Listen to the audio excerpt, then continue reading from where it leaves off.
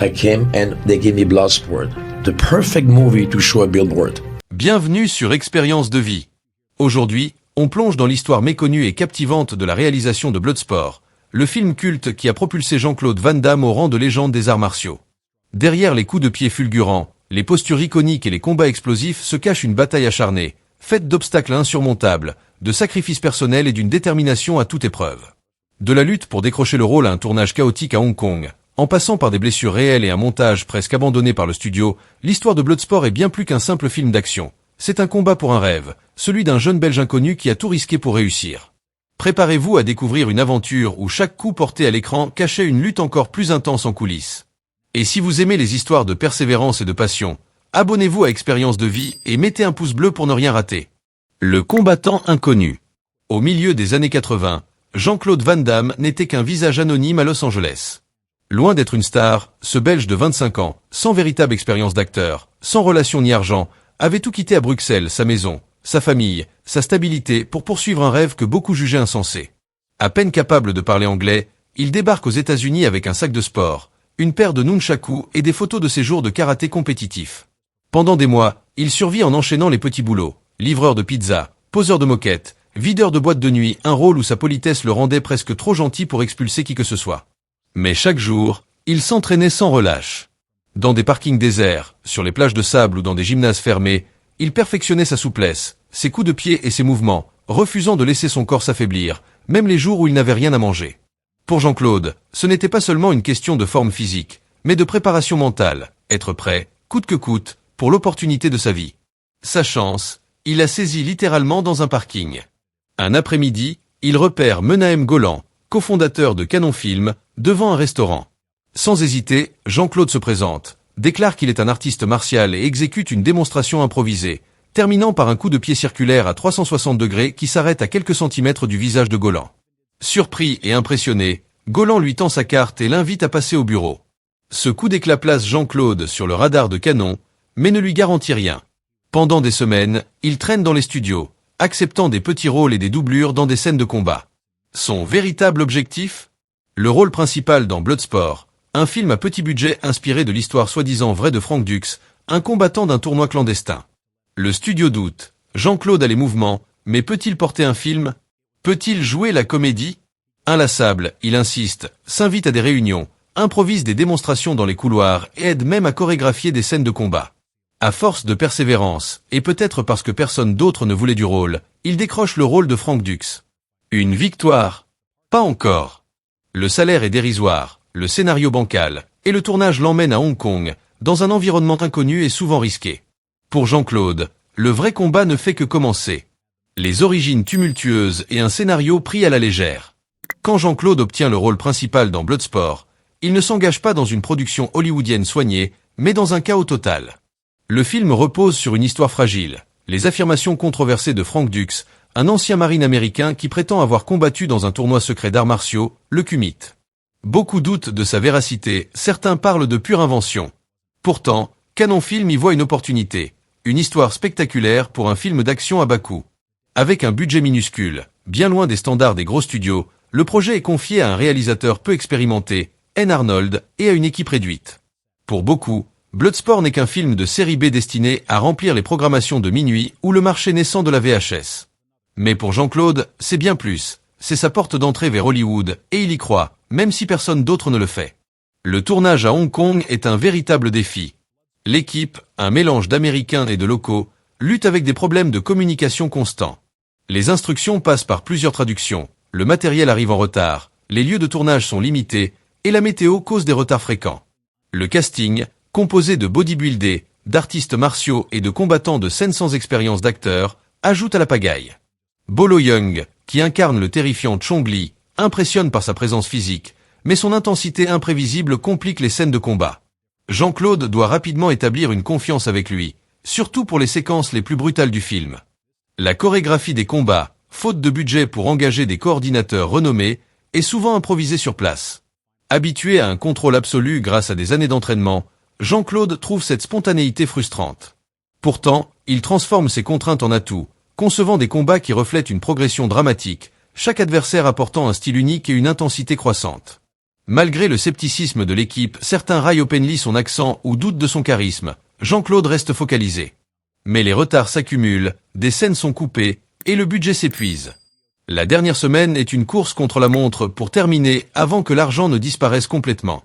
Les scènes de combat, des blessures réelles et aucune marge d'erreur. Filmer des scènes de combat pour un film d'action demande normalement une planification minutieuse. Doublure, répétition, protection. Mais Bloodsport n'a pas ce luxe. Avec un budget serré, les économies sont faites partout, parfois au détriment de la sécurité. Jean-Claude, sans doublure, exécute lui-même chaque coup de pied, saut, coup de poing et pirouette. C'est sa condition, prouver sa valeur, mais aussi compenser l'absence de fond pour engager des cascadeurs. Chaque mouvement spectaculaire vu à l'écran des coups de pied en rotation au split aérien est authentique, et chaque prise a un coup physique. Dès la première semaine, les problèmes s'accumulent, des erreurs de timing mènent à des coups réels. Un figurant frôle la tempe de Jean-Claude avec un coude, un autre manque une chute et risque une blessure grave. Sans véritable équipe médicale, l'équipe se contente de poches de glace et d'aspirine. Le combat final contre Bolo Yeung, alias Chong Li, est particulièrement périlleux. Bolo, une légende du cinéma d'arts martiaux hongkongais, ne retient pas toujours ses coups. Lors d'une prise, Jean-Claude encaisse un coup au corps qui lui coupe le souffle. Dans une autre, une chute sur un sol en béton recouvert d'un simple tapis lui laisse des bleus visibles.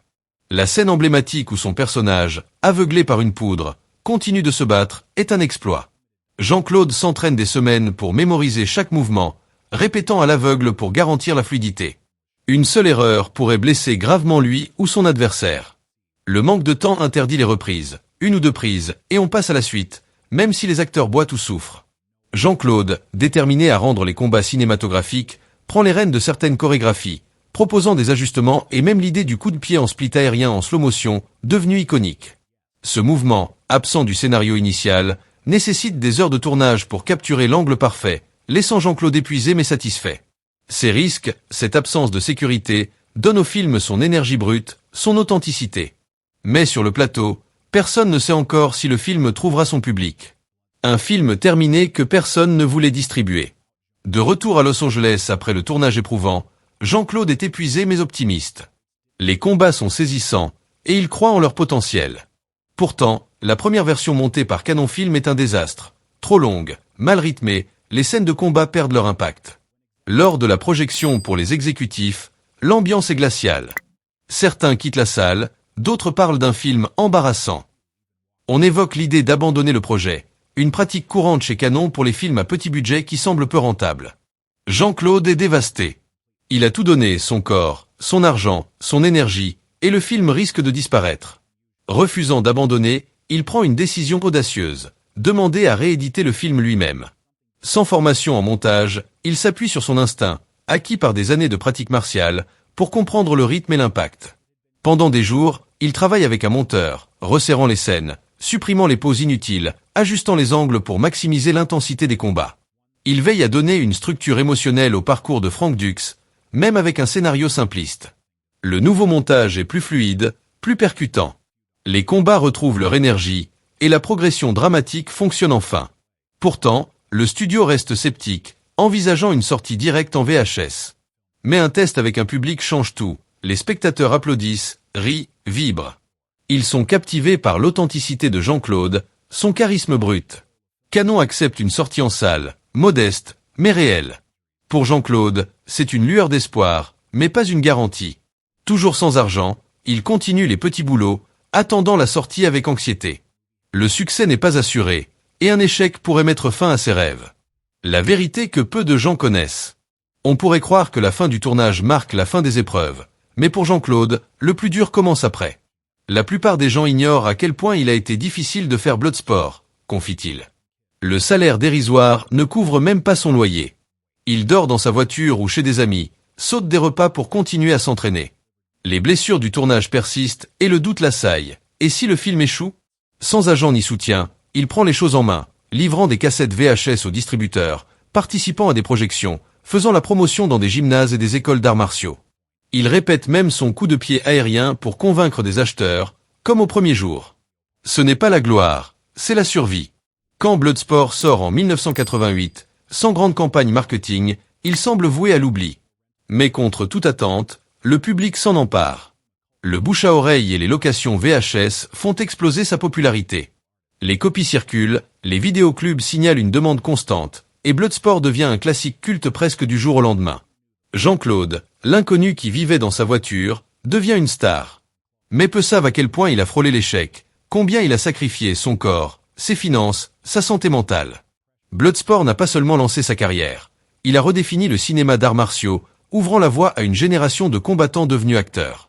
Sans Bloodsport, la carrière de Jean-Claude aurait-elle été la même? Dites-nous ce que vous en pensez dans les commentaires. Et si cette plongée dans les coulisses vous a captivé, abonnez-vous à Expérience de vie pour d'autres histoires incroyables, et n'oubliez pas d'aimer cette vidéo pour soutenir la chaîne.